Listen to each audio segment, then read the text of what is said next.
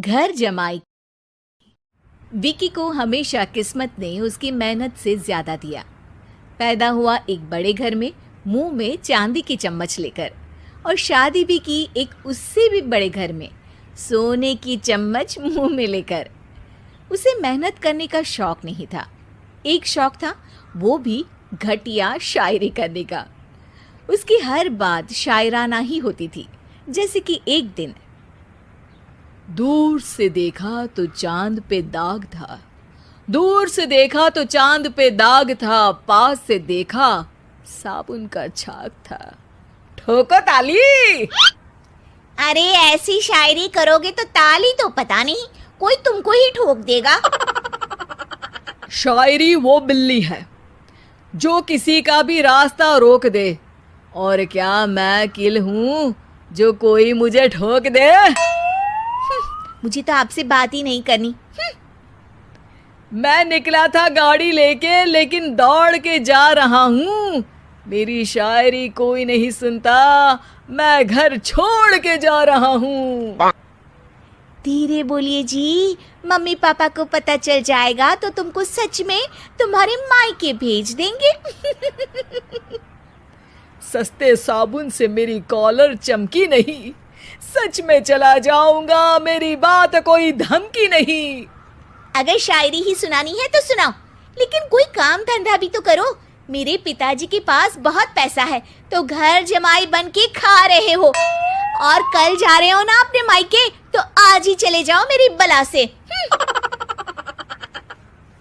हमें तो अपनों ने लूटा, गैरों में कहाँ दम था हमें। अरे चुप हो जाओ, तुमको मिर्जा गालिब की कसम। अरे जाना है तो जाओ, लेकिन पहले मेरे मम्मी पापा से मिलकर जाओ, वरना वो क्या सोचेंगे। लेकिन विकी अकेले ही अपनी कार लेकर अपने मायके यानी कि अपने खुद के घर पहुंच जाता है। अरे बेटा, तू अचानक, बहू कैसी है? अरे माँ, बहू तो बिल्कुल बदल गई है, मुर्गी हाथ से निकल गई है। अरे क्या हुआ बेटा? उसकी आती नहीं है, मेरी जाती नहीं है। मैं करता हूँ शायरी, उसे भाती नहीं है। मेरे पास उसका फोन आया था बेटा, सही कह रही है वो। तुमको काम करना चाहिए, तभी तो इज्जत मिलेगी। घर जमाई बन के सास ससुर के पैसों पर कब तक ऐश उड़ाते रहोगे? मेरी जिंदगी में हर तरफ से उंगली हो रही है, फोन पर मेरी चुगली हो रही है।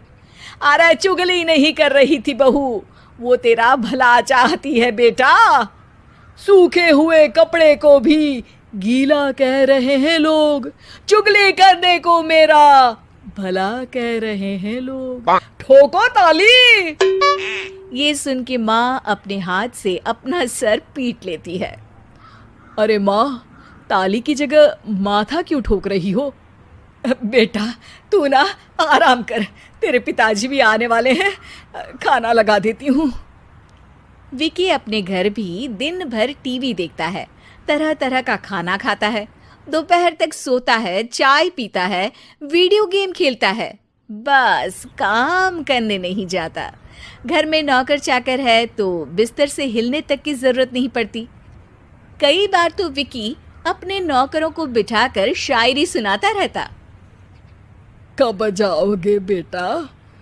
अरे कैसी बात कर रहे हैं डैडी, क्या आप मेरे फादर नहीं? आप मुझे भगाना चाहते हैं क्या? ये मेरा घर नहीं।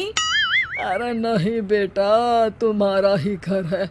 हम तो चाहते थे कि तुम यहीं रहो और मेरा काम आगे बढ़ाओ, लेकिन तुम ही चले गए घर जमाई बनने।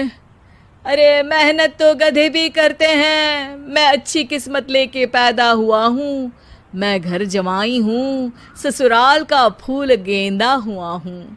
ठोको ताली। पिताजी और माँ सच में ताली बजा देते हैं।